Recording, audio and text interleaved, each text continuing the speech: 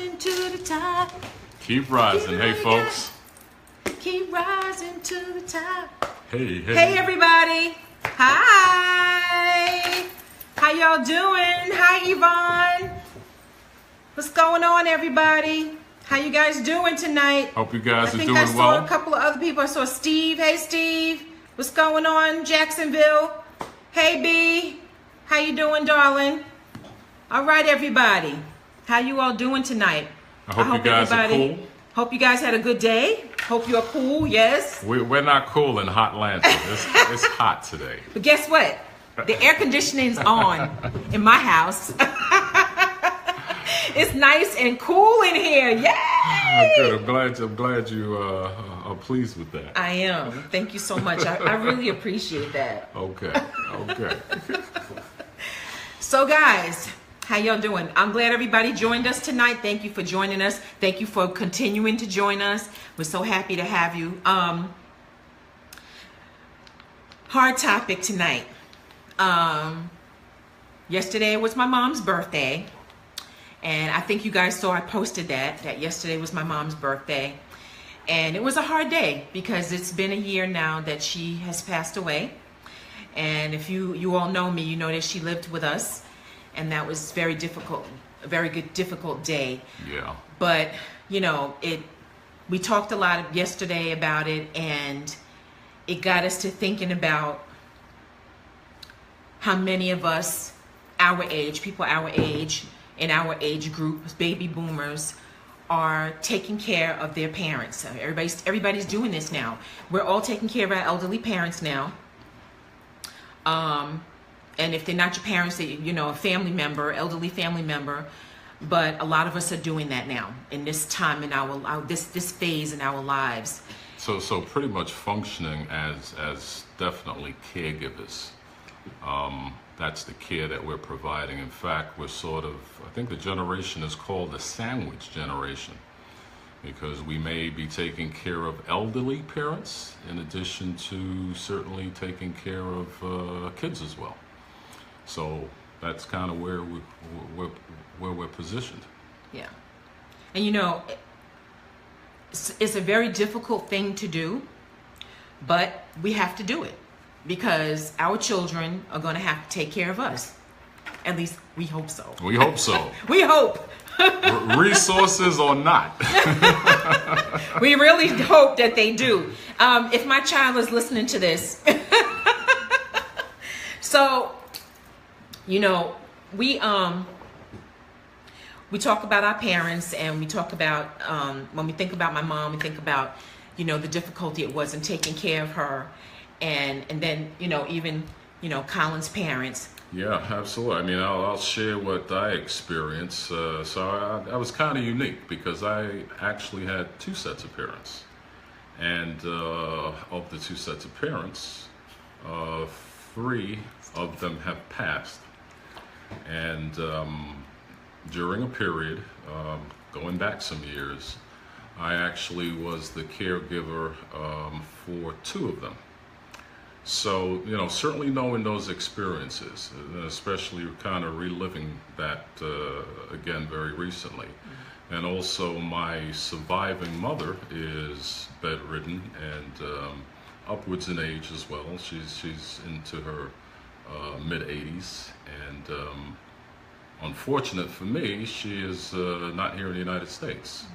So I've actually have one of my siblings who's the caregiver. So back to that sort of, you know, sandwich generation where we're providing that care for our loved ones. Mm-hmm. Yeah, you know, when my mom came to live with us, we didn't know exactly what it would take to care for her. No. And you know, and you don't know. You think that you know, but you don't know. And what you find is that it's a huge job. It's a huge job. It's bigger. It was bigger than we thought it would be. And I got to give a shout out to my sisters in New York who took care of my mom before she came down here, because it was a job. It was a job, and we all pitched in. And that doesn't happen in every family, and sometimes it's left upon one person to do. And but we worked it out. We just took it day by day, and we worked it out because we knew that we could. and we prayed, and we've been through just like, and I know that many of you have probably, if you haven't gone through this or you're going through it, you probably know somebody who is. But what it did by Colin and I discussing this, it made us really look at, when I think about all the things that was wrong with my mom had a hard life, so she had a lot of things wrong with her. She had high blood pressure, she had liver disease, she had kidney failure, so she was on dialysis. She had vision issues, she had weakness, suffered from weakness. So, she had a lot of things that was, that was crazy. It's just everything at one time. She was also diabetic, so that was crazy. And when all those things take place, it really gets you thinking about your own health. Oh yeah, absolutely. So that's something that we looked at and still are looking at it firsthand, because God knows. I was talking about that today in terms of being able to get to the gym. Yeah. We've got busy lifestyles, and sometimes we don't be as disciplined as we should be with a gym regimen. Well, I try to go as much as I can. Now, you, on the other hand. Yeah, I usually take the steps. I park the car in the parking lot at the furthest particular point, so I kind of cheat that way. I do but that. Still, we've got to be proactive. And one thing we have realized over the years is that we've got to be proactive in terms of monitoring our health. Yeah, and the health thing is the importance of taking care of ourselves is so much. It's in our face. We see it every day. We got websites, we got social media promoting it, we got television, we got Instagram alone is crazy, just promoting health and lifestyle. And home care is so expensive. So let me tell you, a friend of ours told us about, and you probably see us sometimes wearing these bands that we wear. Lifesavers. They are called the Hilo. And a friend of us, yes, that's right, we have to be around for our grandbabies. And we will. Thank you, Sammy. And I'm determined for that to happen. Right. So, we wear these. A friend of ours told us about these, and we've been wearing them. And I have high blood pressure, and I have weight issues, and I've been trying for years to get off this roller coaster of weight loss, weight gain, weight loss, weight gain. I know many of you can identify with that at our age, when a lot of this stuff starts to kick in, and it's hard, it kind of gets on you, it's hard to get it off.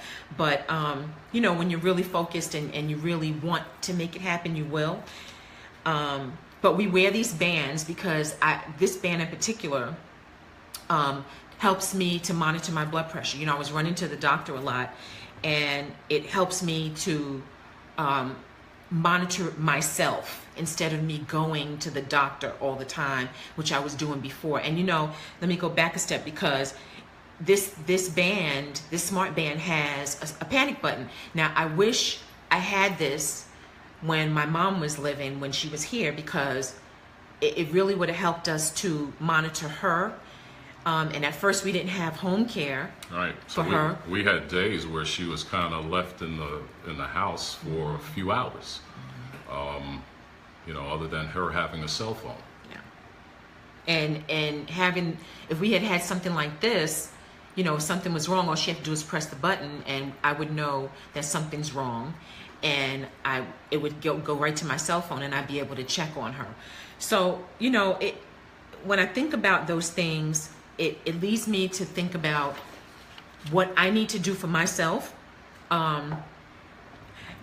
Because I've also been diagnosed as a borderline diabetic, but everybody I know has been diagnosed with as a borderline diabetic. That's so sweet. Oh, that's so sweet. That was good, right? That was a good one.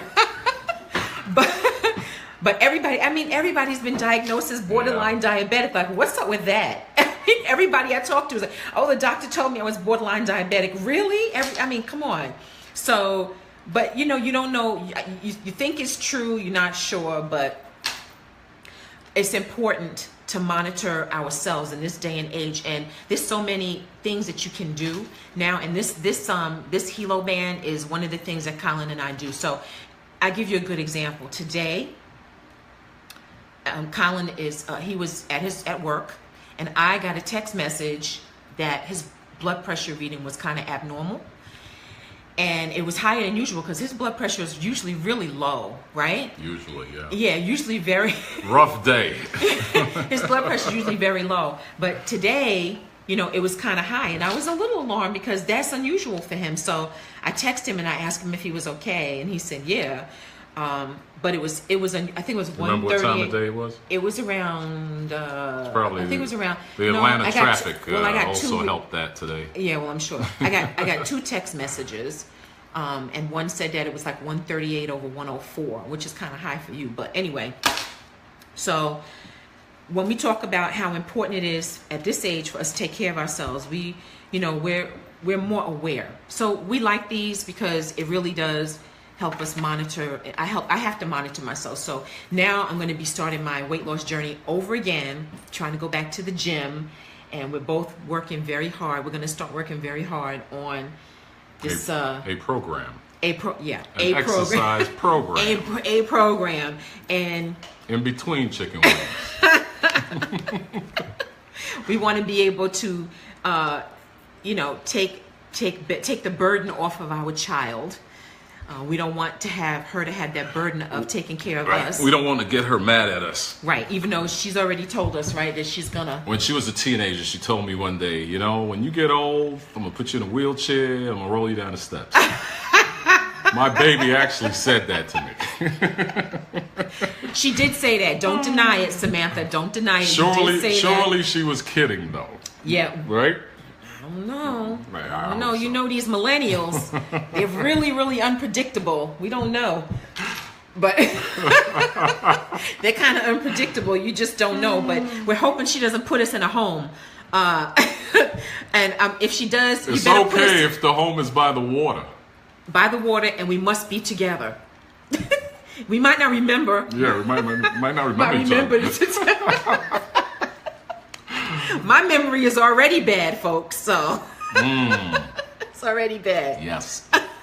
But, anyway, so, we thought about this whole thing about taking care of your parents, and it's really something that's on the forefront, and there's so many, when I think about a lot of people in our situation, they just do not have the means to take care of their parents. It's crazy. And when you think about it, and it's so expensive. Oh my God, guys, it's so expensive. If you don't have the means, if your parents don't have the means and they weren't prepared. I know my mom was not prepared. She was not prepared for all of that. And I don't know how many other people I know whose parents were in the same situation. And you just have to really be on top of your game, and you have to know what's going on with your parents. You do. And to be able to monitor their health and monitor yours as well, well, let me tell you something, guys. It's key. This is key. It's key. It's key. It's key. It works, and it's key. It's very important. It's needed. We just feel so blessed to be able to still be here together, monitoring each other. Now, he allows me to monitor him, and I allow him to monitor me.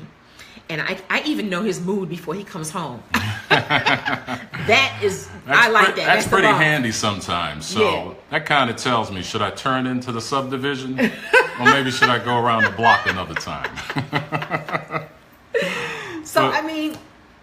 What? Ultimately what it is, we're talking about a subject which, is real world. A lot of you folks out there are probably experiencing the same.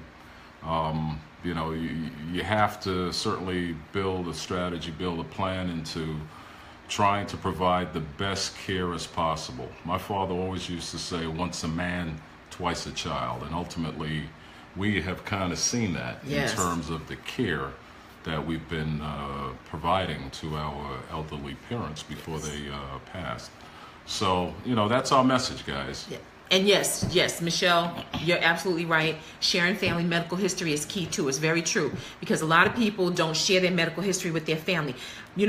My mom, she didn't tell us a lot of things. There's a lot of things we didn't know about her health until it was too late. And I remember going to this doctor. He was more like a holistic doctor, and he told me, he said, have you seen how you can see people who are severely overweight, start to work out and exercise and eat right and lose all this weight. And, you know, they think that they're really super healthy at that point because they're doing all the right things. They're not smoking, they're not drinking, they're doing everything that they're supposed to do. However, what happens is what they don't understand is that the organs have already been damaged. And that was, when that doctor told me that, I was so shocked because I didn't think about that your organs are already damaged from what you've done to it, and here you are trying to correct it. Now, it's there are taking some its toll. And there are some that say that it's not too late to correct that. I don't know. I think that's controversial. I'm not sure, but you know, we'll see. We'll see. I just hope that it's not too late for a lot of people we know, and we just, you know, we just have to take care of ourselves. So guys, please take care of yourselves. I know, Regina, I know you work out all the time, sister, because all the time. Regina works out all the time. She looks good. Yes, you do, girl. You look good for your age. Go ahead, mama. Traveling the world by yourself. You do it. So guys, we have a number of angels. You know, we certainly wish that they were still with us, but certainly they have, you know, sunset. They had a blessed life. Yeah. And Mommy, my mom, we're thankful for them. My mom was an amazing person. She was one of the strongest people I've ever known in my life, and I'm sure everybody can say that about somebody in their family. And she loved music. She loved music. That's where we get it from. That's where I get it from, and then he loves music, and my whole family loves music, and that's why we like incorporating music into what we do, guys. So, I bet you don't know what this song is. This is for those who are not with us any longer. Fly, robin, fly. Fly, robin, fly. You might not know this unless you were in Studio 54, like I was. Woo. This is a great song. It is. Fly, robin, fly. Not the Silvers. Fly, robin, fly. You go find out who it is. Guys, that's all. That's the message that we wanted to convey to you tonight. Take care of yourselves. Do everything that you can Be very cognizant about your health and monitor. It's all about wellness, preventive health care. And take care of yourself, guys. Take care of yourselves, guys. It's important. We love you guys. Thank you for joining us. Appreciate you. Appreciate you. Post, like, share us, share us, share us, share us, and share us. And share us. Tell everybody to tune in next week. You don't know what we're going to do next week, so tune in. It might be fun. Bye, guys. Be fun. Have a good night, guys. Mwah. Love you all. See you next week on Rising to the Top with Colin and Crystal. Walking, absolutely. All right, guys. Yes. Thank you, my daughter. Guys, before we go, please tell us what you'd like for us to share. Tell me what you would like to hear us talk about. We would love to get some feedback from you. So we like your comments. We love what you have to say. Tell us if there's something that you would like us to discuss, because we will. So, Silver Convention. All right, Regina. All right, guys. All right, guys. Have a good night. Have a good night. Tell us what you want, and we'll do it. Okay? Bye, guys. Have a good night. Peace out. Peace. Bye.